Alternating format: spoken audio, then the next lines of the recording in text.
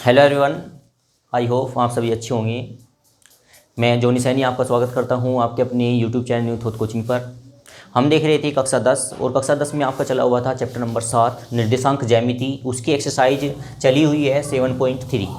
7.3 में हमने सीख लिया था यदि तीन बिंदु दिए हैं और वे त्रिभुज के शीर्ष बिंदु है तो त्रिभुज का क्षेत्रफल कैसे निकाला जाता है और त्रिभुज का क्षेत्रफल का सूत्र कैसे बनाया जाता है सिंपल तरीके से वो आपने सीख लिया था। आज क्वेश्चन क्या दिया आपको, क्वेश्चन नंबर 2 का फर्स्ट पार्ट है। ये दिया है 7 - 2, 5 1 और 3k। ये तीन बिंदु है। k का मान ज्ञात करें यदि तीनों के तीनों बिंदु क्या हो, संरेख हो। यदि तीन बिंदु दे रखे और आपको तीनों बिंदु संरेख कहा है तो आपको क्या करना है, जो आपने त्रिभुज का क्षेत्रफल ज्ञात किया है, त्रिभुज का क्षेत्रफल का सूत्र निकाला है, उसे किसके बराबर रख देना है, 0 के बराबर रख देना है। आप लिखेंगे इसी बात को, यदि तीनों बिंदु संरेख होंगे तो आपको करना क्या है, आपको निकालना है त्रिभुज का क्षेत्रफल। त्रिभुज का क्षेत्रफल का फॉर्मूला क्या था भाई, 1/2। आपने कैसे फॉर्मूला बनाया था, x1 y - y और प्लस x2 y - y और प्लस x3 y - y।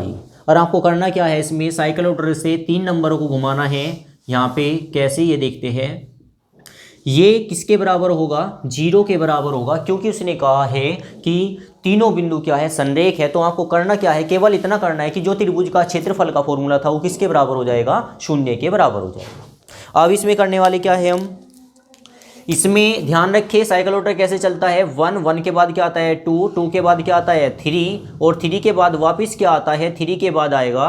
क्योंकि आपके पास केवल और केवल 3 बिंदु है इसलिए हमने 3 लिया। तो 1 के बाद 2 2 के बाद क्या आएगा, 3 और 3 के बाद वापस आएगा 1। तो यहाँ पे फोकस रखना है, x1 है, 1 के बाद क्या आएगा 2 2 के बाद क्या आएगा 3 2 के बाद क्या आने वाला है 3 और 3 के बाद क्या आने वाला है 1, न कि 4, क्योंकि आपके पास 3 बिंदु है। अगर आपके पास 4 बिंदु होंगे, क्वेश्चन इसमें दे रखा है 4 बिंदु को, तो आप साइकिल ऑर्डर को 4 नंबरों पे लेके चलेंगे।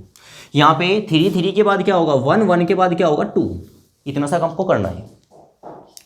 अब यहाँ पे 1/2 जो का तो रहने वाला है, x1 ये वैल्यू रखने वाले हैं यहाँ से। अब देखो यहाँ को 3 बिंदु दे रखे हैं, पहला मान क्या होगा x1 y1 का, दूसरा मान क्या होगा x2 y2 का और तीसरा मान होगा x3 और y3 का। x1 का मान क्या है भाई, 7। x1 का मान है 7, क्योंकि यहाँ पे x1 की वैल्यू रखनी है तो 7 रखेंगे, गुना y2 का मान कितना है 1 माइनस y3 का मान k और प्लस x2 का मान कितना है 5 गुना y3 का मान कितना है k माइनस y1 का मान कितना है -k2। तो यहाँ पे माइनस है, माइनस माइनस क्या हो जाएगा प्लस, तो 2 और प्लस x3 का मान कितना है 3 और क्रॉस y1 का मान क्या है भाई -k2 और माइनस y2 का मान कितना है 1 और कोस्ट क्लोज बराबर किसके होगा 0 के। ध्यान रखिए हमें लास्ट में किसका मान लेके आना है, k का मान ज्ञात करना है। ठीक है, आगे चलेंगे।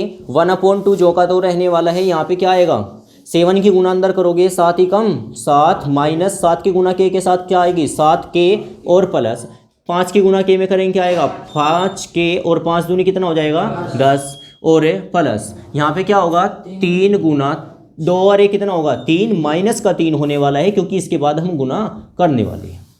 आगे चलेंगे 1/2 आपका जो को तो रहेगा, यहाँ पे कितना रहेगा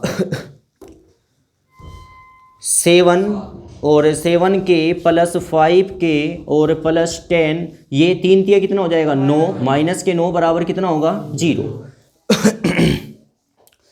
1/2 जो का तो रहेगा, यहाँ जितने k है आपको वे देखने हैं।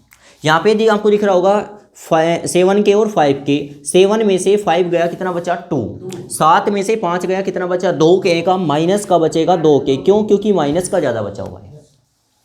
9 में से 7 गया कितना बचेगा 9 में से 7 जाके बचेगा 2 माइनस का, ऐसे कर लेते हैं 10 और 7 कितना होगा 17, 17 में से 9 गया कितना बचेगा भाई 17 में से 9 जा कितना बचेगा 8 प्लस का 8 बचेगा और बराबर कितना होगा 0।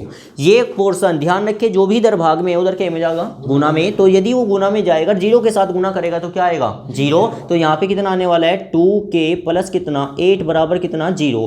प्लस का 8 उधर जाके क्या होगा माइनस का होने वाला है, क्योंकि ध्यान रखें जो चीज़ इधर प्लस की उधर जाके क्या होगी माइनस की, जो इधर भाग में उधर क्या में जाती है गुना में। तो प्लस का 8 उधर जाके क्या होगा माइनस का, ये पोर्शन यहाँ k के साथ किस कंडीशन में है गुना में, जो चीज़ गुना में क्या में जाएगी भाग में। कैसे लिखे जाओगे k बराबर माइनस के 8 ऑलरेडी है, यहाँ से कौन जाएगा माइनस का 2 उधर जाके क्या होगा माइनस का ही रहेगा, भाग गुना में उधर के में चल जाएगा भाग में, माइनस से माइनस खत्म, 2 चौक 8, के का मान कितना प्राप्त हुआ 4। यही क्वेश्चन में आपसे पूछा गया था कि के का मान ज्ञात करें यदि तीनों बिंदु संरेख है। तो आपने क्या सीखा इस क्वेश्चन में, आपने सीखा यदि वे 3 बिंदु संरेख है तो जो आपने त्रिभुज का क्षेत्रफल पढ़ा है वो किसके बराबर हो जाएगा भाई 0 के बराबर हो जाएगा। बस आपको इतना बात करनी है। और यहाँ पे क्या रखेंगे के का पोर्शन आएगा बीच में, जहाँ से इसे सोल्यूशन दोगे तो लास्ट में किसका मान निकल आएगा के।